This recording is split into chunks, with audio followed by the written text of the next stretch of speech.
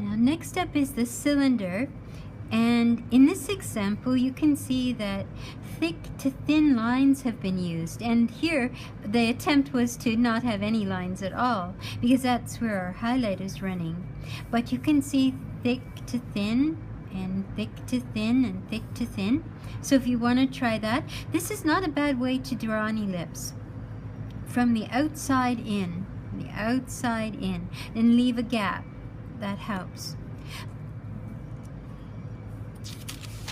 Now, one thing you should really try to do, make sure to do, is just use a 30% gray to outline the top of the cylinder at the front. Light gathers at edges, so we want to leave a little gap of white, just the way that we did on our box, in order for this to look well. And if we go back again to our map, our A is all on this side that we're just using in the light value, just the white of the paper, the number 1 marker mostly, and a little bit of 3. And the halftone is here, and we're using the number 3 marker mostly, and a little bit of 5. And then from the C, the shadow over, mostly 5 with a little bit of 7 for the core dark. Notice that the reflected light is here. There's light bouncing up here this time. Okay. So this one, we can start with the shadow. So we'll start with our 7 and our 5 again. We won't do that when we tackle the object itself, but we can start just with the shadow here.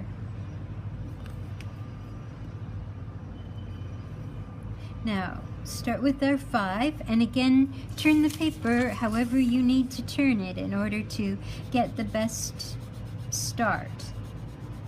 And remember, we're doing the blended technique, which requires you to move your hand back and forth and back and forth, and to really wet the paper. In your slate materials this week, at the very end, I added 2 textbook references, not our textbook, but another one, that show you what the parallel stroke technique looks like. And that takes full advantage of our marker strokes, and it's really quite attractive and very fresh, quite alive looking. So we'll be looking into that as well. But as I mentioned, this is the 7 now. This is a more forgiving technique. You've got time to work it, and everyone wants the most smooth rendering of their shadows they can get, even though that's practically impossible. So this is the only way to get that to happen, I'm afraid.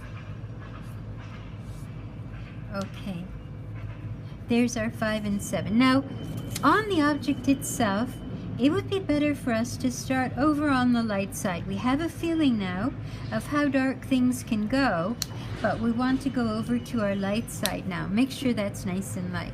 So I'm going to take my 1, your 1, and our 3, and my intention is to leave the white of the paper for the lightest light. And it would have been great if my gray line had stopped, if I had thought ahead. So you guys think ahead. Make sure that you've got that sorted. Now, the shape of my marker and the shape of the curve at the bottom of the cylinder do not go well together. So you have to clean up your edge. You can just do that. See, often when you're beginning, when you've not done this before, you don't do enough strokes. You just do 1 and leave it, and that's not going to work, not for this technique. So make sure you're doing enough strokes. Now the 3 is going to go inside the form, not at the edge. It goes inside the form, because there's reflected light hitting this side as well from the surface that the object is sitting on. So I can just blend that in now a little bit with my 1. And I'm not too worried. It's very wet, so it's making a strong statement here, but it will dry much lighter, so I'm not too worried. Now I can put my 1 away for now. We need it for the top, but I can put it away for now. And I'm going to start with my 5 and 3 and have my 7 standing by. So remember that it's darkest here going toward the light. So I start where I know it's the darkest and move my way toward the light. So I'm going to start with my 5 and go up and down, just in one spot, just to get myself oriented. I might turn this way, this might be more comfortable. You're always looking for the, first of all, the most obvious thing to do, which was our big shadow, and the easiest thing to do. Now, I just realized that should have been my 3. So that's not a problem.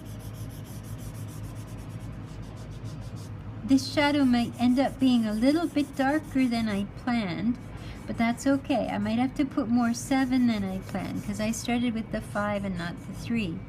So I'm going to 3 now, and I'm going to top it up with a little bit of 1. I don't want it to get too dark here, so I'm going to go in and use the 1. I said I wasn't going to use it, but I'm going to. Now, I think it's good that that happened so that you could see all is not lost. I blended the 3 with the 1, and I blended the 5 with the 3, and now I'm going to put some 7 in and blend it with the 5. I'm going to put quite a bit so that this has enough contrast. I'm starting right in here. Something we haven't talked about is how hard you press. You don't really press. If you're someone that presses when you write, try not to do that. Try just to glide the marker over top. That way you have a little more control over what you're doing. Now, I'm going to use the 30 to blend that in. I don't want to go too dark. That's how you control how dark things get. There's the 30. I'm going to use the 10 again now to blend a little bit over here. And I still have some of the white of the paper. Now, I'm just going to let that sit because it's got a lot of drying to do. Now, at the top, when I introduce the 1 and the 3,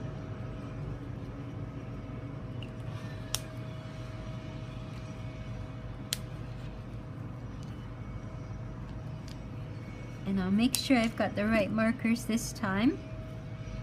This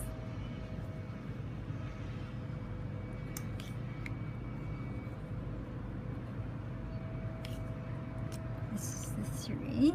Okay, and it's drying for me. Now, the closest edge is here, so I want to put my most contrast here. I don't want to put contrast at the back, I want to put it here, so I'm just gonna, and I want to show that edges gather light. So this front edge is gathering light, and I can't show that if I don't. And then see, there's just a little zigzag back. That's all you do, a little zigzag and a curl.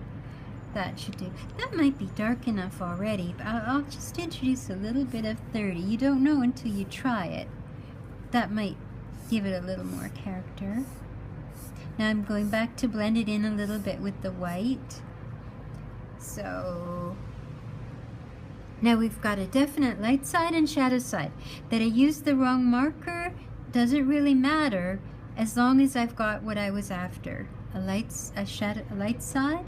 Nothing in the light is lighter than anything in the shadow. And if I wanted to, just to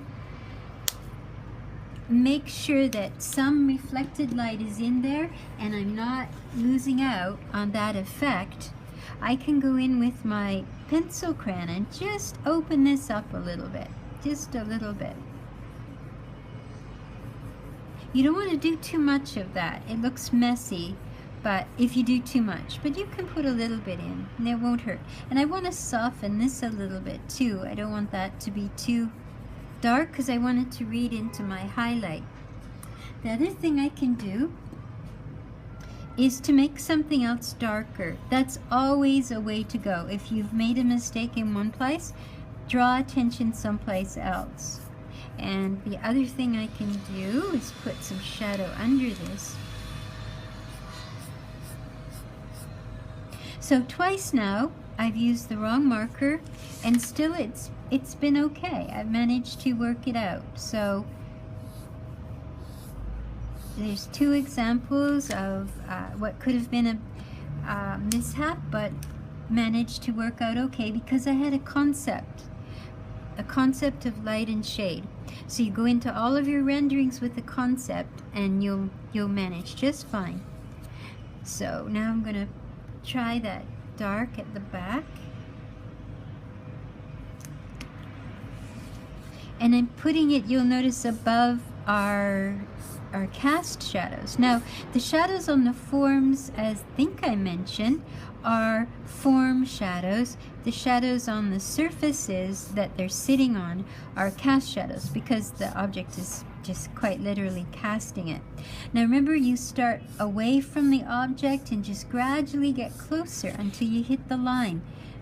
If you start at the line, it doesn't go so well. It doesn't for me. Yeah, you may be different, but I think it's just a little easier to start away from the object and pull in.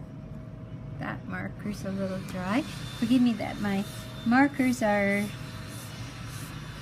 gradually drying up on me. I've got some old standbys here that I'm using.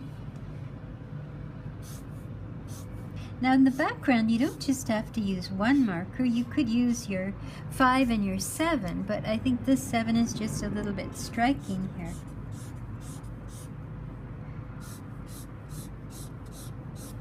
And I'm only, in some places, just using one go. So I'm gradually lightening up. You can lighten up two ways. You can spread the marks apart, just like we did with hatching, or you can just put one stroke rather than many. But that'll take us outside. And then I think I'll just go a little more pizzazz down here, and that will be the cylinder.